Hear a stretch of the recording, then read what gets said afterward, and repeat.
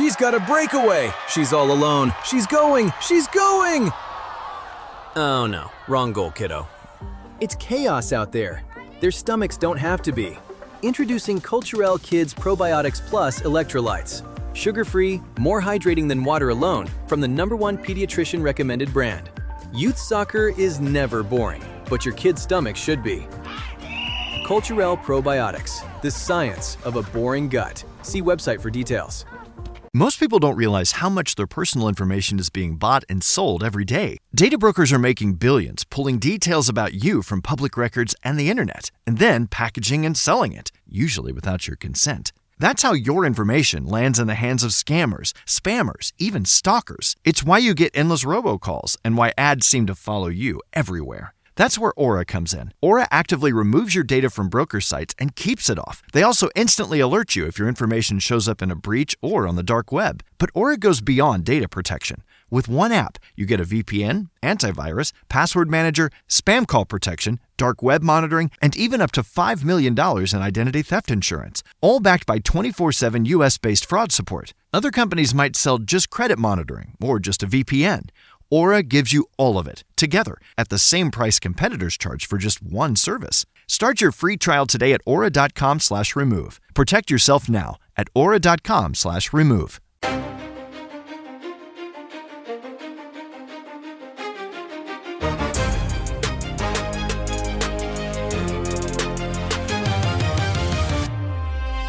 Every NFL coach faces pressure, but not all pressure is the same. Some coaches are fighting to keep their jobs. Others are trying to break through and win a Super Bowl. And some inherited championship caliber teams where anything less than a title is going to be viewed as a failure.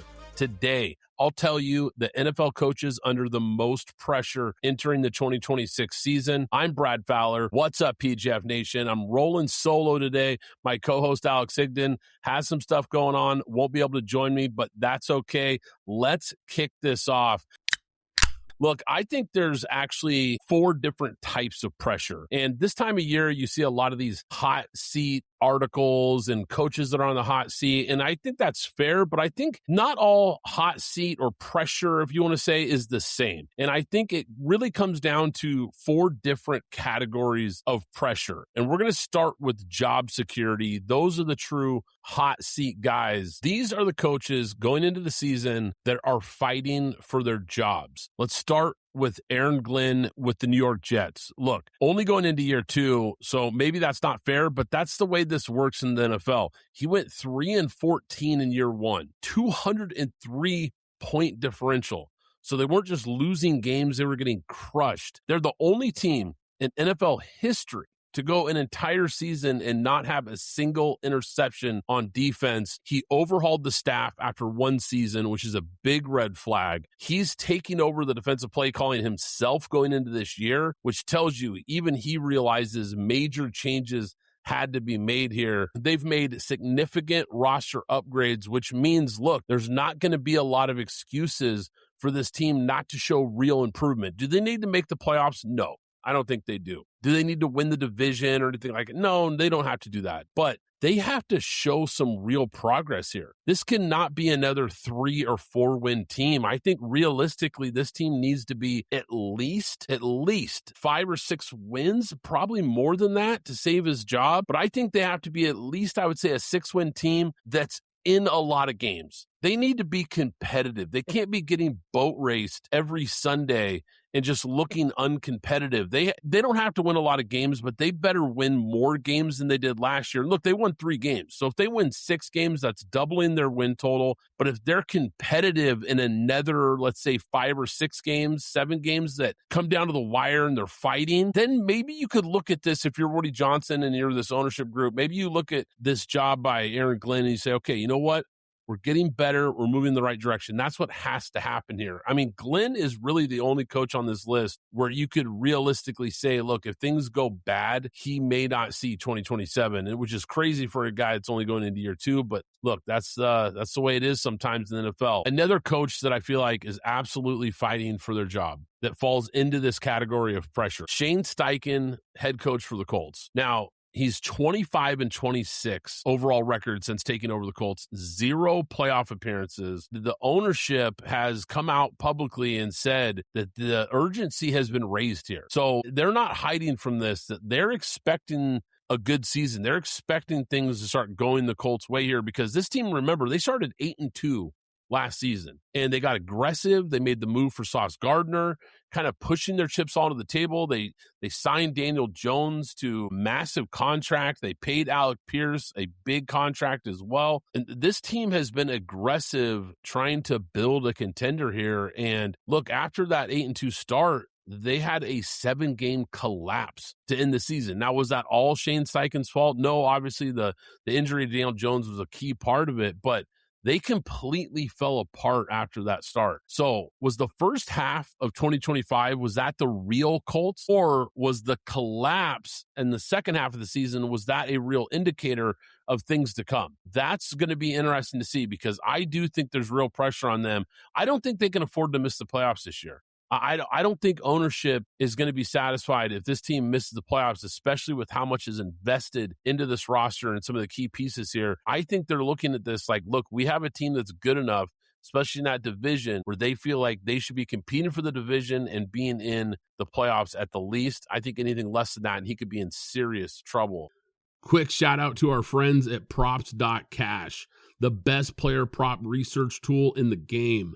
Props.cash lets you scan thousands of props across sports books to quickly spot the highest value opportunities. You get real-time injury and lineup intel, advanced filters to find exactly what you're looking for, and even correlated player props so you can see what tends to hit when a player goes over their line.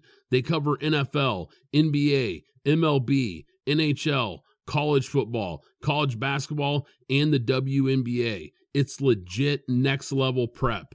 If you're serious about betting smarter, go to props.cash and use code PGF25 for 25% off your first month. That's code PGF25 for 25% off your first month at props.cash.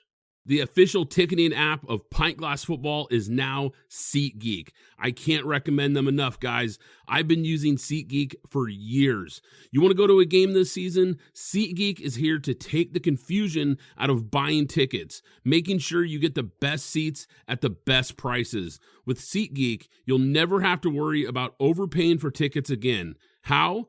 They put a 0 to 10 score on each ticket, so you know you're getting a good deal. But here's the real game changer.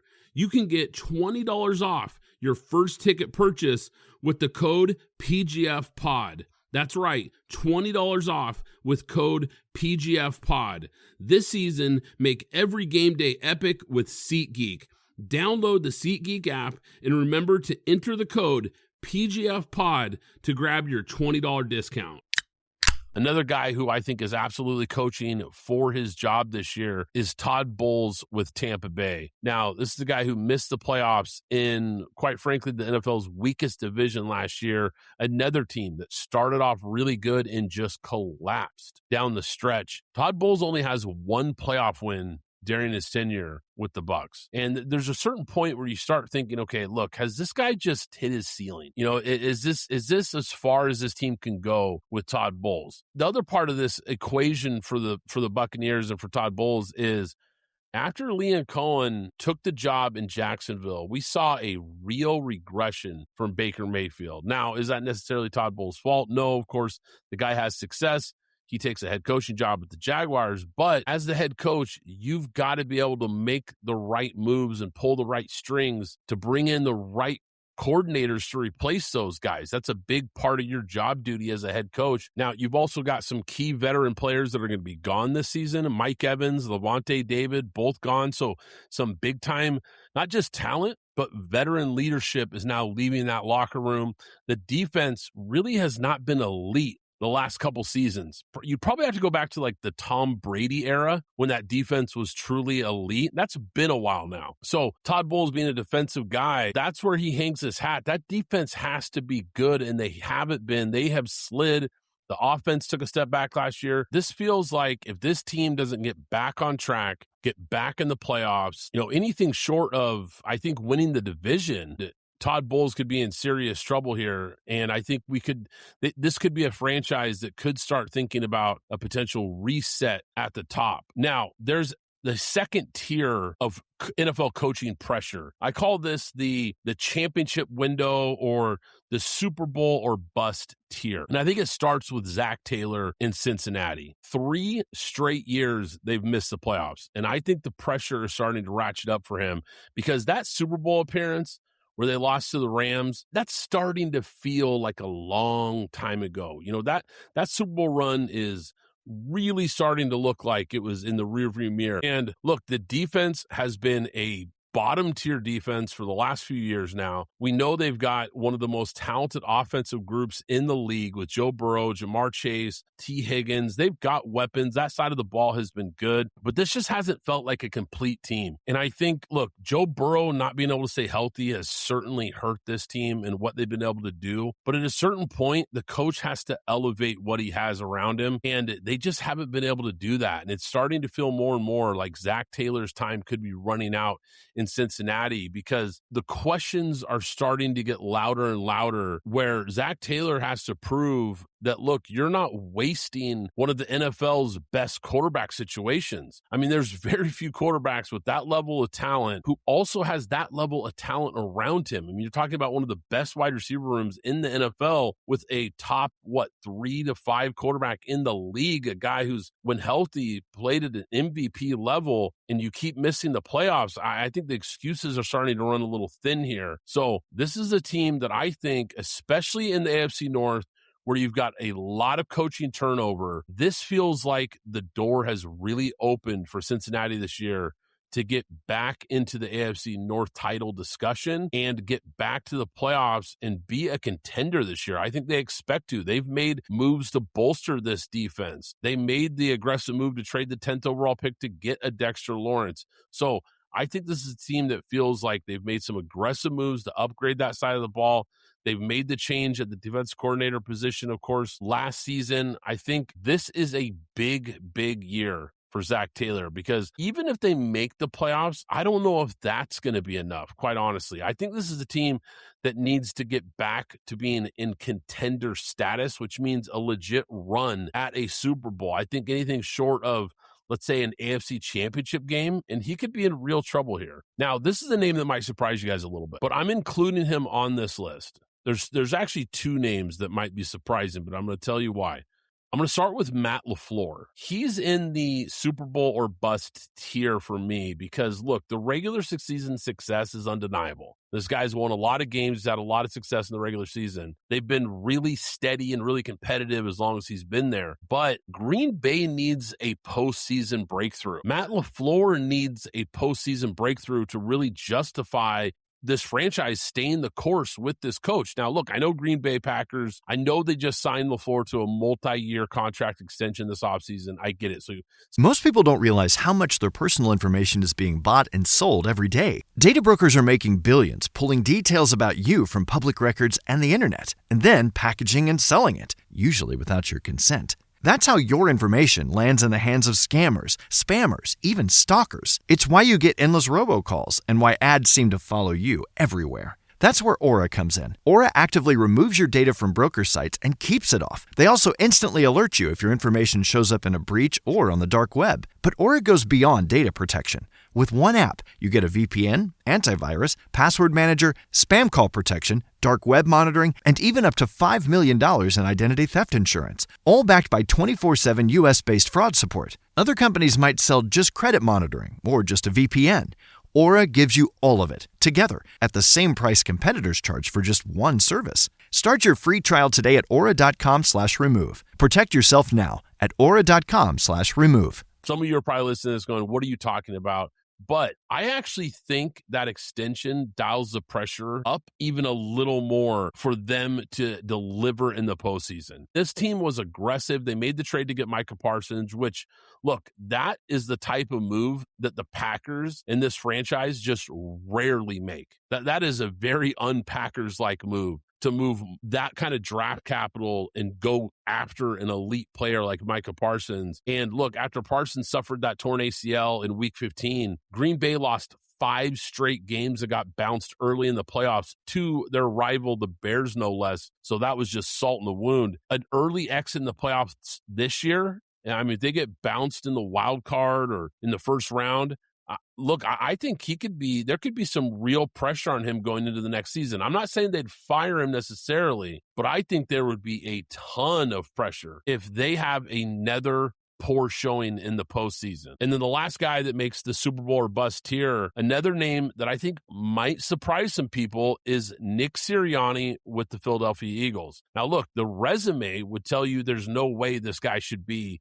on this list. Look, I get it. Super Bowl champion, 2 Super Bowl appearances, 3 division titles, nearly a 70% winning percentage. But the reason he's under pressure, you've got 2 late season collapses in the last 3 years. The offensive inconsistency, I think, has really been head-scratching considering the amount of talent they've had. The coordinator changes, it's just felt like a revolving door of coordinators. Now, some has been his fault. He's missed on some hires. Some of his coordinators have been hits, and they've gone on to take other jobs. So it's not all his fault that the coordinator positions have been changing so frequently, but nonetheless, just been a lot of inconsistency there. And look, quite frankly, Jeffrey Lurie expects championships with this roster. They feel like this is one of the best rosters in the NFL. They feel like they should be competing for Super Bowl titles. So early postseason exits is not going to sit well with this franchise. And we know that this is probably the one coach with the Super Bowl ring that could actually be on the hot seat this year if they underachieve. And maybe that seems crazy. Maybe it seems unfair. But look, the Philadelphia Eagles don't operate like a lot of teams. This is a team that has shown historically they have no problem pivoting off of coaches, pivoting off of quarterbacks, pivoting off of key players or key pieces of this franchise if they feel like it's the right move going forward. And they will not hesitate to move off of Nick Sirianni if they feel like this thing is going in the wrong direction and they've underachieved again. All right. The third tier of NFL coaching pressure, I call this the impossible inheritance. So hear me out on this. There's 2 coaches that obviously come right to the forefront when you're talking about teams, or I should say coaches that inherited teams this year, and that's Joe Brady taking over for the Buffalo Bills and Jesse Minter taking over for the Baltimore Ravens. These are 2 of the hardest jobs in football. And look, the reason being is because the expectations that come with these jobs are huge. The previous coaches for these teams were good. They had good coaches. They had coaches that had been there a long time and won a lot of games, but they just weren't good enough. Let's start with Joe Brady in Buffalo. Look, Sean McDermott wasn't fired because he was a bad coach. He was fired because they had multiple AFC East titles, multiple 12-plus win seasons. Josh Allen playing MVP-level football basically the entire time he's been there. 2 AFC championship appearances and still no Super Bowl. Basically, the ownership came out and just said, look, winning isn't enough anymore. 12 wins and winning the East, that's great. It's not good enough anymore. That's basically what they told Sean McDermott, and that's what they're telling Brady with this hire, that we expect you to win and win big right now. There's not going to be a lot of patience for this guy who is a first-time head coach. Now, I know he was the offense coordinator there, and there's a lot of continuity there, but this job comes with massive expectations, and because of that, it comes with massive amounts of pressure. Brady does not get a learning curve here. You know, they're not going to accept a mulligan. If they take a big step back this year, it's not going to go over well. And that also goes for Jesse Minter and the Baltimore Ravens. There is no grace period. These guys are basically in the exact same situation in a lot of ways. I mean, neither one of these guys are on the hot seat, but the pressure is absolutely real because this is a job with real championship pressure and no grace period. He inherited a legitimate Super Bowl roster. We're talking about one of the best rosters in the NFL. Lamar Jackson in the prime of his career, playing at an MVP level, a 2-time MVP already. Derrick Henry's on the roster. Now, he's getting a little older, but so far he's got father time in a headlock right now. because he has not shown any real signs of slowing down. Now, maybe that happens this year. Maybe it finally catches up to him. I don't know. But as of right now, I think the expectation is that Derrick Henry can still play at an elite level. The front office has really pushed all of its chips into the middle of the table here, and he takes over a job replacing John Harbaugh, who was there for 18 years. So you want to talk about stability. This is not a job where Jesse Minter takes over and he's just here to make the playoffs. That's not going to be good enough, because if that was the case, John Harbaugh would still be there. John Harbaugh made the playoffs a whole bunch of times. They just didn't get it done. They weren't winning the big games. They weren't winning the Super Bowl. They weren't reaching the Super Bowl. And I think anything short of that, and I think Jesse Minter's seat is going to heat up very quickly, because that's the expectations here. Let's not sugarcoat it here. He is here to win the Super Bowl. He is here because they felt like John Harbaugh wasn't getting the job done in the big games. So it's going to be more than just winning games. It's going to be winning the big games. And both these coaches, the reason they're in this kind of tier by themselves is because they both replaced successful coaches. They both inherit MVP level quarterbacks. They both inherit big time championship caliber rosters. There's no rebuilding period for these teams. And both these coaches, where the Super Bowl, or at the very least reaching the Super Bowl, is the expectation, and anything else is going to feel very, very disappointing. So that is the tier that I call the impossible inheritance, so to speak, because, man, the margin for error is not going to exist for those guys. And then the last tier of NFL coaching pressure just has one name on it. And I call this the franchise development tier. Dave Canales, the head coach of the Carolina Panthers. I think this is a guy whose fate is tied directly to Bryce Young's development. I should say continued development. He has to be able to prove that Carolina's progress is real and that this team is moving in the right direction. He has to show ownership that, look, they finished 8-9 last year, and that's good, but this is a weak division, and quite frankly, it's probably the only reason they came out on top, because the NFC South is soft, and let's be honest. And his regular season record is 13-21, which I think kind of speaks for itself. So he hasn't exactly done a great job since he's been at Carolina. And I think if Carolina backslides this year, if they kind of take a step back, miss the playoffs, and especially if Bryce Young doesn't show some true meaningful growth, I think David Tepper is not the type of owner that's going to be patient. I don't think he's going to sit around and just be like, okay, well, let's run it back. I think that seat's going to heat up if they take a step back this year. I think he wants to see this franchise and this young quarterback taking another step forward. I think if that doesn't happen, there could be a legit chance for a change at the top. And I think it would absolutely be in play. And I think, once again, everything revolves around Bryce Young, because, look, they've got a decision to make here too about this guy. He's going to have to show them this year, and this coaching staff's going to have to show them that not only is he the coach moving forward,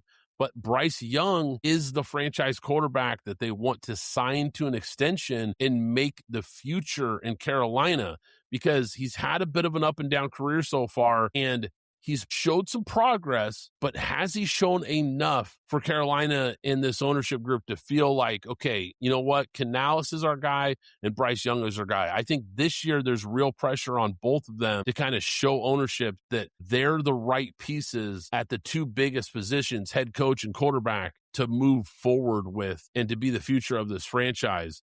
Because, look, I think the bottom line, when you talk about these tiers, these pressure tiers, right? And the four that I went through here, the job security tier, the Super Bowl or bust tier, the impossible inheritance tier, followed by the last one, which was the franchise development tier. I think no matter how you look at it, the bottom line is that NFL owners in 2026 have just become more impatient. I think in the last few years now, we've just seen this trend in the NFL where owners just aren't willing to kind of ride it out and see if these coaches can turn things around. I think they expect results quickly, whether that's fair or not. I just think the impatience is at an all-time low. And I think now more than ever, I think winning seasons, unfortunately, just aren't enough anymore. Winning 10 games or, winning your division, that's great. But look, these owners are looking for playoff wins. They're looking for conference championship and Super Bowl appearances, and they're also looking for these coaches to maximize these elite quarterbacks. When you've got one of these special talents, like some of these guys that we've talked about, when you're talking about a Lamar, when you're talking about a Josh Allen, even a young quarterback like a Bryce Young, you're talking about Joe Burrow, they want to see that these coaches can maximize the most important position, which is quarterback. And when you aren't checking those boxes, when you're not getting those playoff wins, making deep playoff runs, getting the team in the Super Bowl conversation, I think these owners are looking around saying, look, we'll find somebody that can, and they're not going to wait around anymore. And things have really changed. And that's why I think this year, maybe more than most, there is a large group of guys that I talked about, different types of pressure, but all these coaches are facing real pressure going into 2026. And it's going to be fascinating to kind of see how it all plays out. But look, do me a favor, guys, hit that follow button or that subscribe button right now so you don't miss any future episodes. I'm Brad Fowler. This is Pint Glass Football, and we'll catch you next time.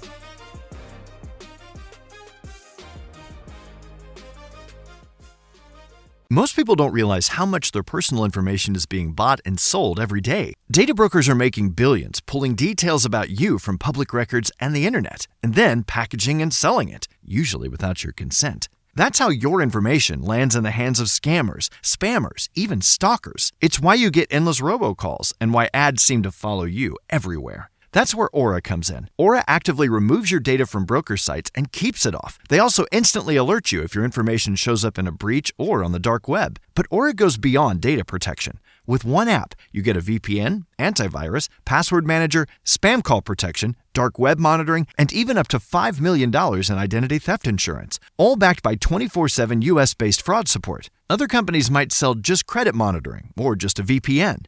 Aura gives you all of it, together, at the same price competitors charge for just one service. Start your free trial today at aura.com/remove. Protect yourself now at aura.com/remove.